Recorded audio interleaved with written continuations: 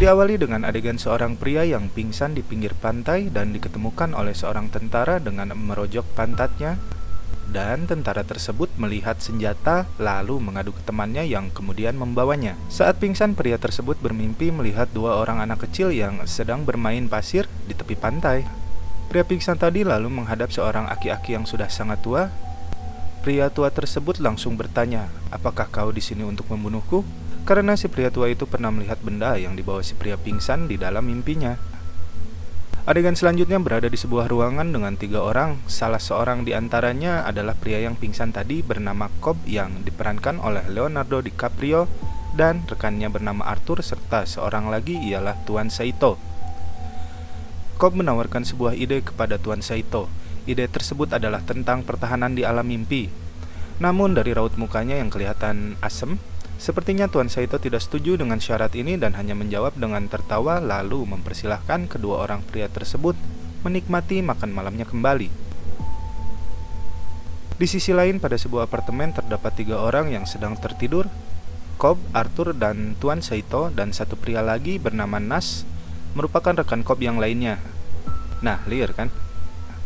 Adegan kembali kepada Cobb dan rekannya Arthur yang sedang berjalan sambil menyusun rencana maling di rumah Tuan Saito, dan tiba-tiba Arthur menoleh ke seorang wanita dan bertanya, mengapa ia ada di sini? Cobb menoleh dan mendekati wanita tersebut. Adegan berlanjut dengan Cobb yang sedang berdiri di pinggir jendela memakai sarung tangan sambil memegang tali, kemudian mengaitkan tali tersebut ke kursi yang diduduki oleh Mal, nama wanita tadi. Cobb lalu ngajeleng ke bawah menggunakan tali yang dikaitkan ke kaki kursi tadi sambil menyuruh Mal agar tidak beranjak dari kursi. Namun saat Cobb sudah turun, wanita tadi ternyata sudah pergi yang berakibat si Cobb Tisoledat. Setelah Cobb berhasil mengambil dokumen rahasia hasil maling tersebut, Tuan Saito dan Mal bersama para penjaganya memergokinya. Cobb pun memberikan dokumen yang telah ia curi kepada Tuan Saito. Ternyata si Mal mengadukan rencana Cobb ke Tuan Saito. Tiba-tiba Mal menembak kaki Arthur yang sebelumnya telah tertangkap. Namun saat mereka lengah, Cobb mengambil kembali senjata yang sebelumnya telah diletakkan di meja lalu mengheadshot Arthur agar terbangun dari mimpinya. Cobb lalu dikejar-kejar dan main tembak-tembakan dengan para penjaga Tuan Saito. Di tengah-tengah aksi tembak-tembakan tersebut, Cobb menyempatkan membaca dokumen rahasia Tuan Saito. Ternyata dokumen yang sebelumnya diberikan kepada Tuan Saito adalah yang versi KW-nya, dan Cobb masih menyimpan dokumen yang aslinya. Di adegan apartemen, Nash menampar-nampar Cobb agar terbangun dari mimpinya, namun Cobb masih terlelap. Malah Tuan Saito yang lebih dulu terbangun dikarenakan telah modjar di alam mimpi tadi.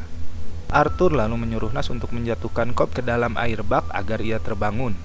Tuan Saito yang terbangun lebih dulu dengan sigap langsung mengarahkan pistol ke arah Arthur dan kemudian menyerang Nash. Namun hal ini segera bisa diatasi oleh Cobb yang telah terbangun dari tidurnya dengan mengambil senjata Tuan Saito dari belakang. Kemudian terjadi dialog antara para pria yang berada di dalam apartemen tersebut. Tuan Saito menyuruh Cobb dan rekan-rekannya untuk segera pergi meninggalkannya. Namun Cobb menjawab bahwa perusahaannya tidak akan menerima kegagalan. Karena rusuh, Cobb lalu mendorong Tuan Saito sampai nyungsruk ke atas karpet yang mahal. Dan di sini Tuan Saito tersadar bahwa mereka sedang tidak berada di dalam apartemen Tuan Saito, melainkan replika dari apartemennya, yang berarti mereka masih berada di dalam mimpi yang lain. Masa yang sedang mengamuk di luar akhirnya masuk ke dalam apartemen tersebut dan membunuh Nash yang membuatnya terbangun dari mimpi. Kini adegan berada di kereta cepat di mana Cobb yang telah terbangun lalu memberitahukan kepada rekannya bahwa ia akan turun di Kyoto dan melemparkan sejumlah uang yang digulung karet kepada Tadashi, salah satu rekan Cobb yang lain. Tuan Saito yang terbangun sepertinya menyadari bahwa dirinya tadi sedang berada di dalam ekstasi mimpi sambil melihat pergelangan tangannya lalu menoleh ke arah Tadashi yang sedang pura-pura membaca majalah. Kali ini Cobb sedang teteleponan dengan anaknya yang menanyakan kapan sang ayah akan pulang ke rumah dan apakah Cobb sedang bersama ibu mereka. Tak berapa lama masuklah Arthur yang mengatakan bahwa helikopter sudah siap berangkat, lalu mereka berdua pergi meninggalkan kamar.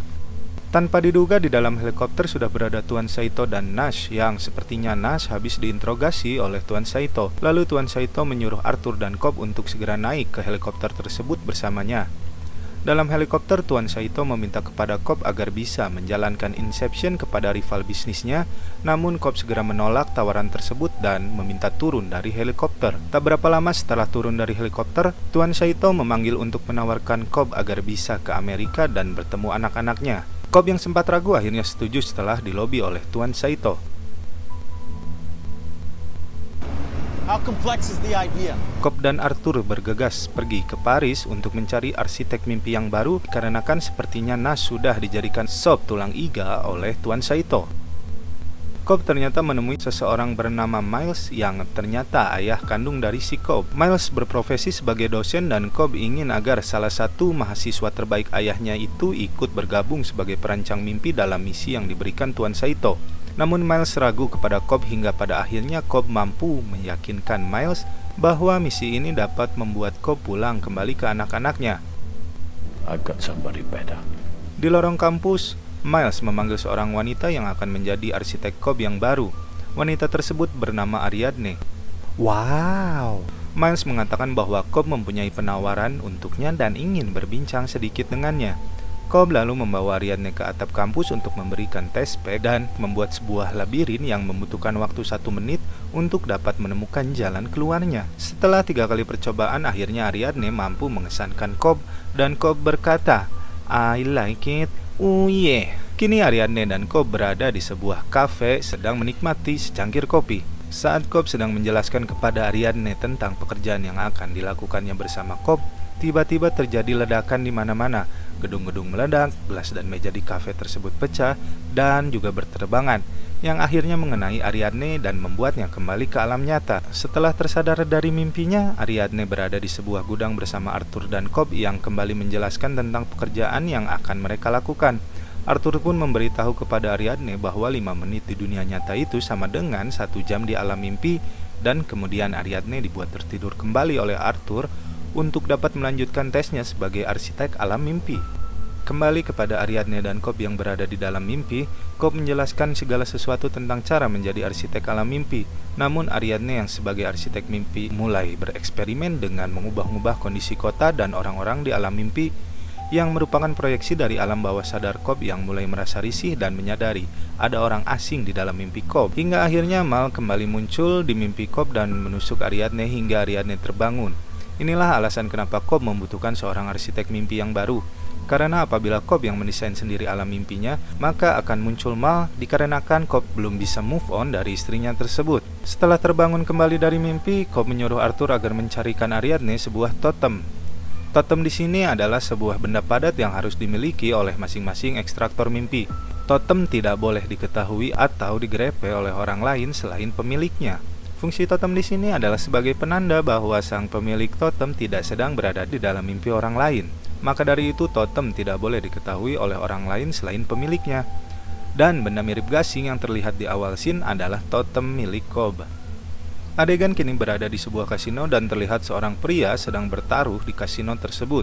Lalu tiba-tiba muncul Cobb di belakang pria tadi dan menawarkannya untuk mentraktir minuman. Pria ini bernama Emes, adalah salah satu rekan Cobb yang lain. Cobb dan Emes berbincang di sebuah warkop remang-remang tentang misinya. Emes lalu menawarkannya untuk bertemu seorang ahli kimia untuk diajak bergabung di dalam misinya yang bernama Yusuf.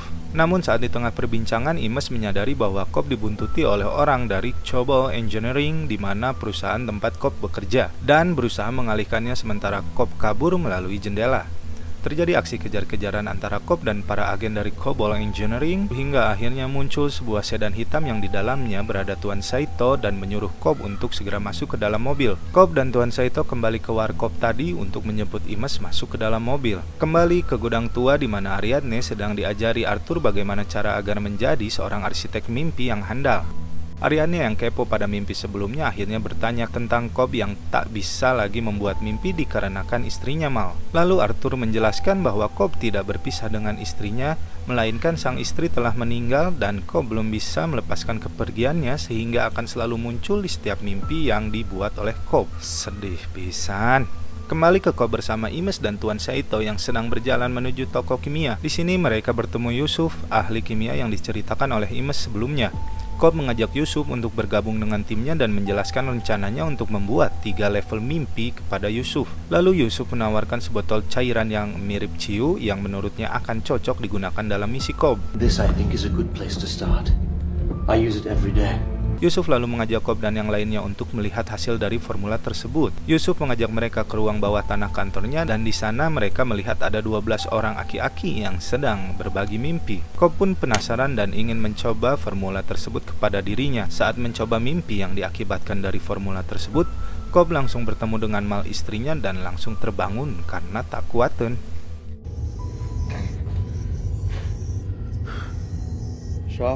Kali ini Tuan Saito menjelaskan siapa target misinya dan apa permasalahannya. Targetnya bernama Fisher Morrow yang merupakan saingan terbesar dalam bisnis energi dan memiliki calon pewaris yakni Fisher Junior. Tuan Saito ingin menanamkan Inception kepada Fisher Junior dikarenakan rivalnya tersebut akan mengambil kontrol pemasukan energi ke setengah belahan dunia, yang mana itu sepertinya membuat bisnis Tuan Saito sebagai saingannya akan bangkrut. Imes yang sedikit cerdas memiliki ide untuk menyusup melalui tangan kanan Fisher Senior yang sekaligus ayah baptis dari Fisher Junior yang bernama Browning. Adegan kini berada di sebuah kantor yang sepertinya kantor dari keluarga Fisher. Di sana terlihat Browning dan beberapa orang karyawannya sedang mendiskusikan sesuatu hal. Goblok barudak teh, gandeng aing ke rekaman ya. Dan di sana juga terlihat Imes yang sedang menyamar sebagai salah satu stafnya. Hingga Browning masuk ke ruangan di mana Fisher Senior dan Junior berada, nampaknya Fisher Senior sedang mengalami sakit parah dan sedang dirawat oleh perawat pribadinya. Browning lalu berbicara kepada Fisher Junior bahwa mereka membutuhkan pengacara karena melihat kondisi Fisher Senior yang tak akan lama lagi kedeng modar ya. Imes yang sebelumnya sudah menyamar dan mendapatkan informasi langsung menggelar rapat paripurna, dan asumsi dari Imes semakin sakit Fisher Senior maka semakin kuat Browning selaku tangan kanannya. Imes mengemukakan rencananya untuk menjadi Browning pada mimpi level pertama dan menyarankan sebuah konsep kepada Fisher Junior. Arthur pun lalu memuji ide Imes ini. Berlanjut ke adegan Ariadne yang sedang asyik membuat totem hingga dikagetkan dengan suara benda. Saat keluar ruangan, dia melihat Cobb dan bertanya mengenai ide membuat totem. Namun ternyata ide itu berasal dari sang istri, Mal, dan totem yang dimiliki Cobb pun dulunya adalah milik Mal sebelum dia meninggal. Perbincangan pun berlanjut ke Ariadne yang menjelaskan tentang labirin yang akan dia bangun nantinya pada tiap level mimpi. Lalu Ariadne menunjukkan desain mimpinya kepada Cobb dan Cobb menolak. Cobb menjelaskan bahwa hanya sang arsitek yang boleh mengetahui detail dari sebuah mimpi agar tim yang lain tidak bisa merusak desain tersebut apabila ada yang membawa masuk proyeksi alam bawah sadarnya seperti Mal, proyeksi yang sering terbawa masuk dalam mimpi Cobb. Kembali ke sebuah rapat yang membahas misi Inception kepada Fisher Junior, di mana mereka sedang membahas cara yang alami agar Fisher Junior bisa menghancurkan kerajaan bisnis sang ayah. Dan disepakati bahwa pada level pertama tim ini akan menanamkan Inception tentang aku tak akan mengikuti jejak ayahku. Pada level mimpi kedua akan ditanamkan pikiran tentang aku akan ciptakan karyaku sendiri. Dan pada level terakhir yaitu aku tak ingin menjadi seperti ayahku. Di misi ini Yusuf akan menggunakan formula Ciu tadi yang mampu menstabilkan 3 level mimpi, namun indera pendengaran tetap bekerja dan bereaksi terhadap suara. Dan untuk cara keluar dari mimpi, Yusuf memiliki trik disebut kick atau hentakan yang dapat membangunkan langsung sekaligus 3 level mimpi. Berdasarkan hitungan oleh guru matematika Kang Dadang, misi ini akan membutuhkan waktu 1 minggu pada level mimpi pertama, 6 bulan di level mimpi kedua, dan 10 tahun di level mimpi ketiga. Gelo lila cuy. Saat malam hari Ariadne ingin pulang, di gudang dia melihat Yusuf dan di sebelahnya ada Cobb yang sedang melakukan ekstrasi mimpi. Sepertinya Ariadne penasaran apa yang dilakukan Cobb dan Yusuf pada saat itu. Mungkin hanya mereka dan Tuhan yang tahu.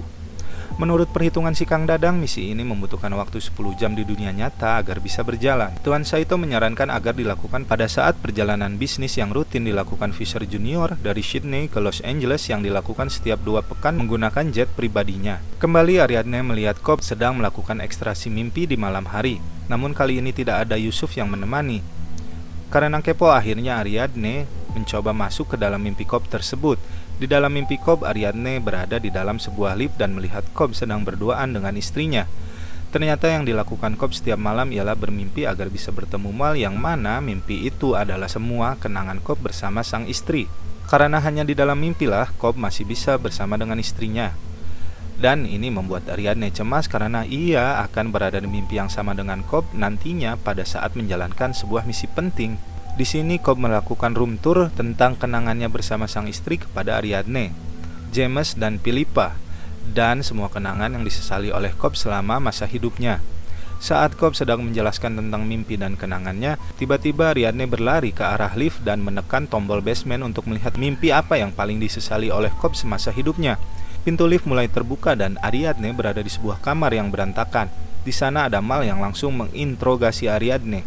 Lalu Mal mengamuk dan mengambil pecahan gelas di kamar itu dan berniat menusuk Ariadne, namun Cobb segera muncul dan menarik Ariadne masuk ke dalam lift untuk kembali ke dunia nyata.